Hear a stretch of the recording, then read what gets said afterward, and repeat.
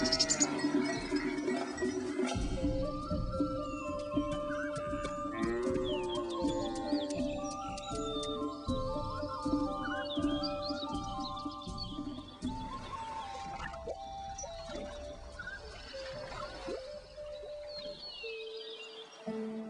day, in the country of Sumer, part of the ancient land of Mesopotamia, students were hard at work at homes all across the famous city-state of Nippur.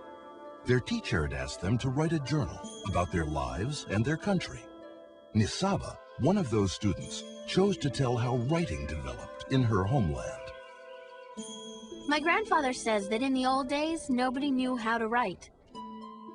Writing started when my ancestors needed a way to keep records on what had happened from year to year, like how much grain each farmer had grown, and how much different people got as their shares, and how many sheep and cattle they had, how many animals died and how many were born, and how much of everything was given to the gods. We started out by drawing little pictures that represented words. Like this picture, it represented a star. Well, over time, people started writing faster, and the picture of the star changed to this, and eventually this. Now, our writing looks more like symbols than pictures. We combine the symbols to make words and names. See, here's how you write Udu's name. Udu is my pet sheep, by the way. Our style of writing is called cuneiform. That means wedge-shaped. All the symbols are made up of little wedge marks. That's because we use a tool called a stylus to write. We cut them from reeds that grow along the river. We'll never run out of those. We write on clay tablets. There's plenty of clay around, too. All we have to do is pat some clay into a pancake, then cut a stylus, press the end of the stylus into the wet clay, and start writing. When we're finished, we put the tablet in the sun to dry and harden. Then the tablets last forever. Well, almost. Writing helped make our civilization powerful. Because we could keep records, we could make plans for the future. That's what my dad does. He works for the king. His job is to tell the farmers which fields to plant and which crops to grow and how much.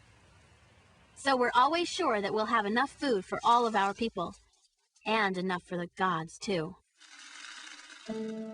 Like my mom always says, I'm a very lucky young woman. That's because I'm learning how to write. I go to tablet school, which is called an aduba, to train to be a scribe.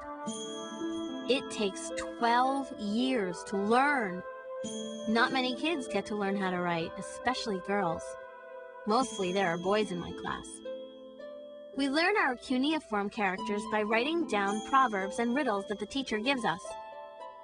Scribes, we call them dubsar, keep records of just about everything important that happens in Sumer, like how much tax everyone paid, when the traders leave and what they take with them, what the gods tell us to do, and on what day and what offerings we make to them. We've also written down our laws. I was surprised to learn we're the first civilization ever to do that.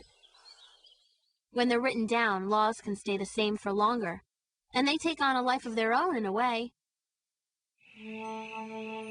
Some scribes work with the priests in the temples.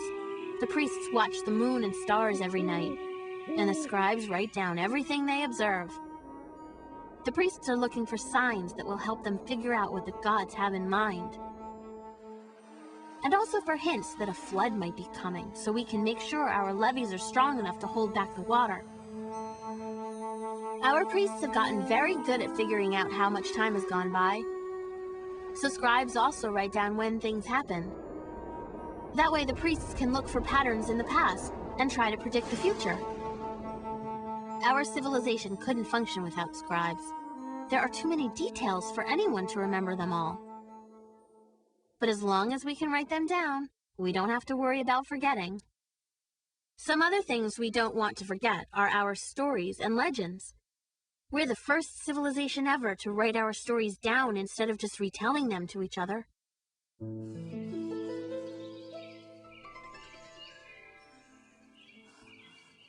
lot of our best stories are about the gods.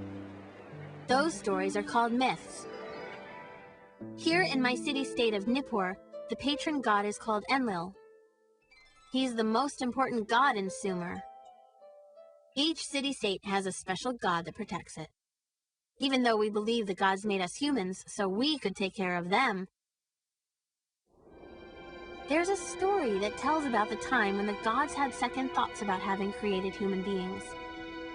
They decided to send a huge flood to wash everybody away. But one of the gods didn't agree.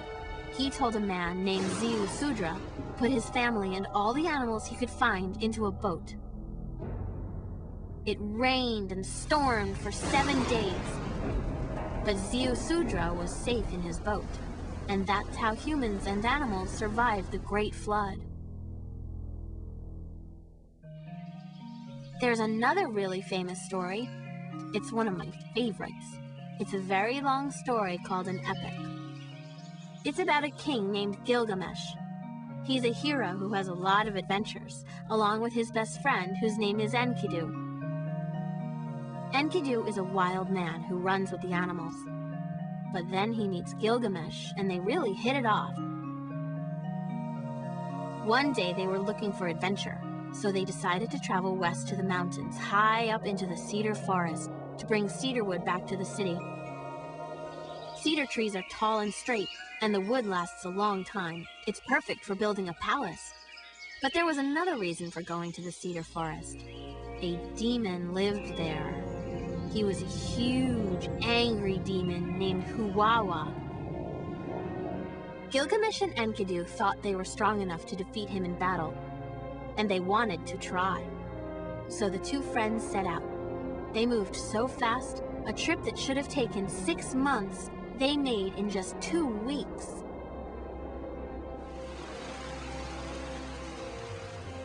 Leaving the river valley, they climbed higher and higher. The air became crisp and cool, and they could hear the sounds of rushing streams and the wind blowing in the trees. Soon they reached the place where the cedar trees grew tallest and straightest. They brought out their axes to start cutting them down. Gilgamesh had just touched the first tree with his axe when they heard an awful roar. It was Huwawa! The demon took a giant leap toward them. "Why are you cutting my trees?" he said. "Leave now or you'll be sorry." His face was horrible and twisted with anger. Well, I would have left right then, but Gilgamesh and Enkidu turned to face the demon. They called on the sun god to protect them. The sun god liked Gilgamesh, so he sent the 13 great winds to wrap themselves around Huwawa and bring him to the ground. The demon promised Gilgamesh all the cedar wood he could carry if only he would set him free. But Enkidu didn't believe a word. "Don't let him go," he warned Gilgamesh. So with one swift stroke, Gilgamesh killed the demon. Then they were free to choose the finest cedar trees. They cut them into logs, lashed the logs together into a raft, and floated back down the Euphrates River to the city. After that, Gilgamesh was even more famous.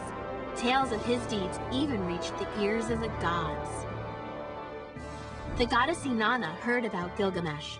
She was the goddess of love, and she fell in love with him. But Gilgamesh brushed her off and was very rude. Well, Inanna was also the goddess of war, and now she was furious. She sent the giant bull of heaven to trample the city. As the bull charged toward them, Enkidu caught it by the horns, and Gilgamesh struck the beast with his sword and killed it. The grateful people threw a huge feast to celebrate, but the gods were not pleased. Soon afterward, Enkidu became very sick and died. Gilgamesh was really upset. He started to search for ways to become immortal so he'd never have to die himself. He decided to find Sudra, the only man to survive the Great Flood.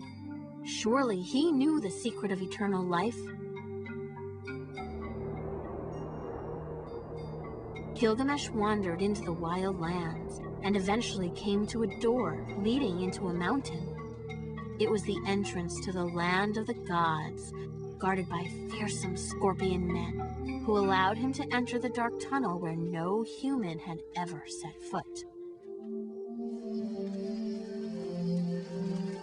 At the end of the tunnel, he found the dazzling Garden of the Gods, where the bushes were hung with jewels. There, he found a woman who asked Gilgamesh why he looked so sad. "I want to be immortal," Gilgamesh said. "Just enjoy your life," the woman replied. "Eat, drink, dance, love. That's what life is for." But Gilgamesh wasn't convinced. So the woman told him how to cross the ocean and find Ziusudra. But when Gilgamesh finally found him, Ziusudra couldn't help. "Immortality is a gift of the gods," he said. "It is their secret and theirs alone." So Gilgamesh came home empty-handed, but wiser. Now, as he looks at the walls of his city, the city he spent his whole life building, he realizes how much better it is to do good work in the time that he has, rather than spend time trying to become immortal. So that is part of the Epic of Gilgamesh. His story and my journal are alike in a way. When our stories and thoughts are written down, other people can read and understand them.